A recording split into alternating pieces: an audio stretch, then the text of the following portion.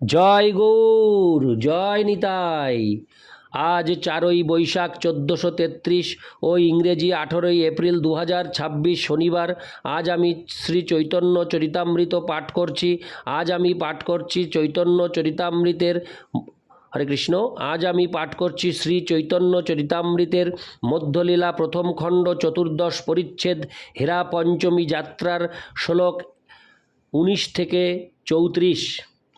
হরে কৃষ্ণ কৃষ্ণ কৃষ্ণ হরে হরে, হরে রাম রাম রাম হরে হরে। শ্লোক 19।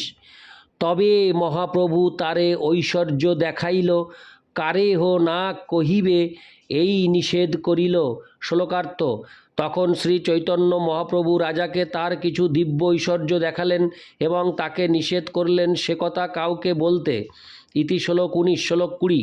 রাজা হেন জ্ঞান কভু না কইল প্রকাশ, অন্তরে সকল জানেন বাহিরে উদাস। শ্লোকার্থ। তাকে যে মহারাজ প্রতাপরুদ্র বলে তিনি চিনতে পেরেছেন তা তিনি বাইরে প্রকাশ করলেন না। অন্তরেতে তিনি সব কিছু জানতেন, কিন্তু বাইরে তিনি সেভাবে হরে কৃষ্ণ সেভাব প্রকাশ করলেন না। ইতি শ্লোক 20। শ্লোক 21। প্রতাপ রুদ্রের ভাগ্য দেখি ভক্তগণে, রাজারে প্রশংসে সবে আনন্দিত মনে। শ্লোকার্থ। মহারাজ প্রতাপ রুদ্রকে এইভাবে শ্রী চৈতন্য মহাপ্রভুর বিশেষ কৃপা লাভ করতে দেখে সমস্ত ভক্তরা রাজার সৌভাগ্যের প্রশংসা করতে লাগলেন। তাৎপর্য। এটিই বৈষ্ণবের চরিত্রের বৈশিষ্ট্য। কাউকে শ্রী চৈতন্য মহাপ্রভুর বিশেষ কৃপা লাভ করতে দেখলে বৈষ্ণব তার প্রতি ঈর্ষাপরায়ণ হন না। যখন শুদ্ধ ভক্তির স্তরে উন্নীত হন তখন শুদ্ধ ভক্ত অত্যন্ত আনন্দিত হন। দুর্ভাগ্যবশত তথাকথিত কিছু বৈষ্ণব কাউকে শ্রী চৈতন্য মহাপ্রভুর কৃপা লাভ করতে দেখলে ঈর্ষান্বিত হন। শ্রী চৈতন্য মহাপ্রভুর বিশেষ কৃপা ব্যতীত ভগবানের বাণী প্রচার করা যায় না, সে কথা প্রতিটি বৈষ্ণবই জানেন। কিন্তু তবুও কিছু ঈর্ষাপরায়ণ মানুষ সারা পৃথিবী জুড়ে এই কৃষ্ণ ভাবনামৃত আন্দোলনের প্রচার সহ্য করতে পারছেন না। তারা ভগবানের শুদ্ধ ভক্ত প্রচারকের দোষ দর্শন করে এবং শ্রীচৈতন্য মহাপ্রভুর বাণী সার্থক করে যে অপূর্ব সেবা তিনি করছেন সেজন্য তার প্রশংসা না করে তার নিন্দা করেন। ইতি শ্লোক 21। শ্লোক 22। দণ্ডবৎ করি রাজা বাইরে চলিলা, ষোড় হস্ত করি সব ভক্তেরে বন্দিলা। শ্লোকার্থ। মহারাজ প্রতাপরুদ্র শ্রী চৈতন্য মহাপ্রভুকে দণ্ডবৎ প্রণতি নিবেদন করে সেখান থেকে বিদায় নিলেন এবং হাত জোড় করে সমস্ত ভক্তদের বন্দনা করলেন। ইতি শ্লোক 22। শ্লোক 23। মধ্যাহ্ন করিলা প্রভু লঙ্গা মানে লয়ে ভক্তগণ, বাণীনাথ প্রসাদ লঙ্গা কইল আগমন। প্রসাদ লঙ্গা অর্থাৎ লয়ে মানে নিয়ে। শ্লোকার্থ। তারপর বাণীনাথ প্রসাদ নিয়ে সেখানে এলেন এবং শ্রীচৈতন্য মহাপ্রভু সমস্ত ভক্তদের নিয়ে মধ্যাহ্নকালীন প্রসাদ সেবা করলেন। ইতি শ্লোক 23। শ্লোক 24। সার্বভৌম রামানন্দ বাণীনাথে দিয়া প্রসাদ পাঠালো রাজা বহুত করিয়া। শ্লোকার্থ। মহারাজ প্রতাপরুদ্র সার্বভৌম ভট্টাচার্য, রামানন্দ রায় এবং বাণীনাথকে দিয়ে প্রচুর পরিমাণে প্রসাদ পাঠিয়েছিলেন। ইতি শ্লোক 24। শ্লোক 25।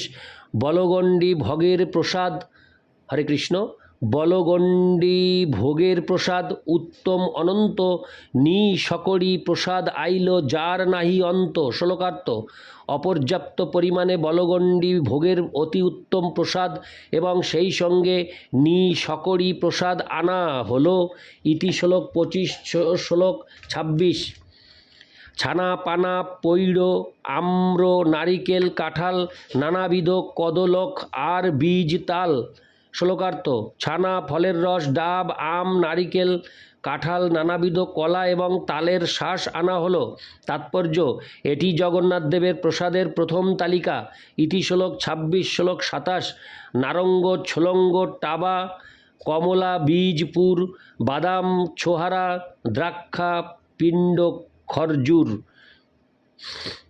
হরে কৃষ্ণ। শ্লোকার্থ।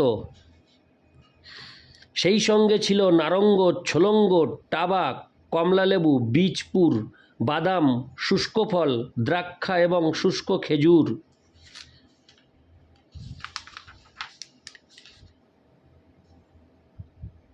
হরে কৃষ্ণ।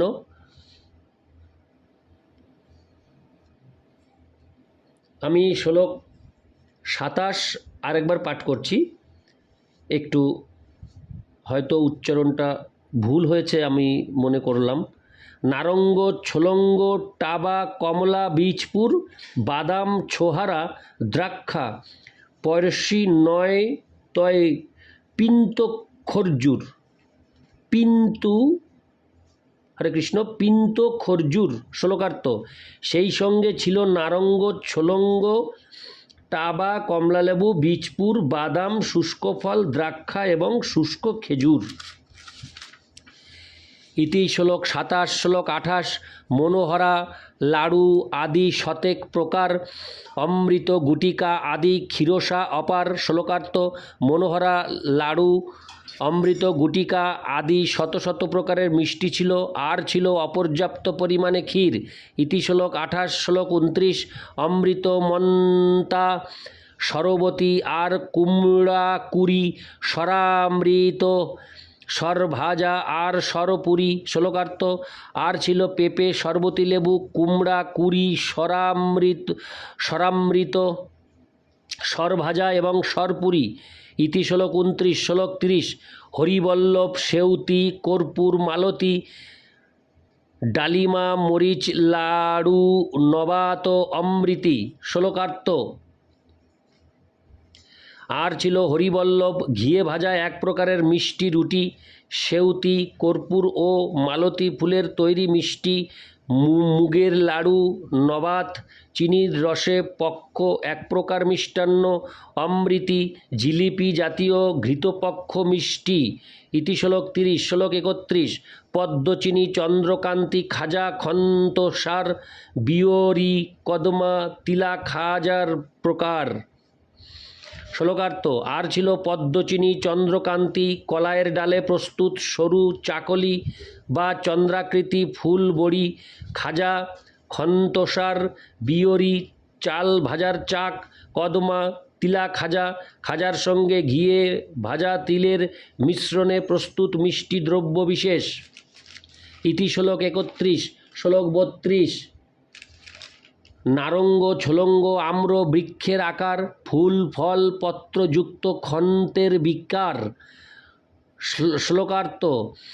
আর ছিল মিশ্রির তৈরি কমলা লেবু আম ইত্যাদি ফল এবং সেইগুলি ফুল ও পাতা যুক্ত ছিল।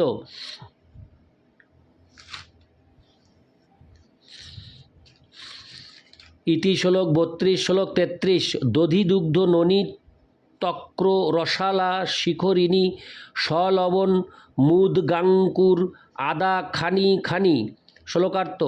আর ছিল দধি দুধ ননী ঘোল রস ফলের রস শিখরিণী লবণ মেশানো মুগের অঙ্কুর এবং আদার টুকরো।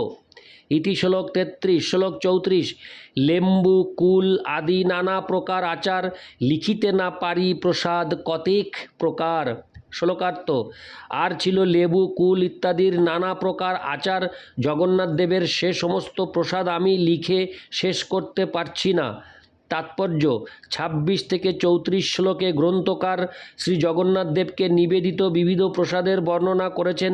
তিনি যথাসাধ্য তা বর্ণনা করার চেষ্টা করেছেন, কিন্তু অবশেষে তিনি স্বীকার করেছেন যে যথাযথভাবে তা বর্ণনা করা তার পক্ষে সম্ভব নয়। ইতি শ্লোক 34।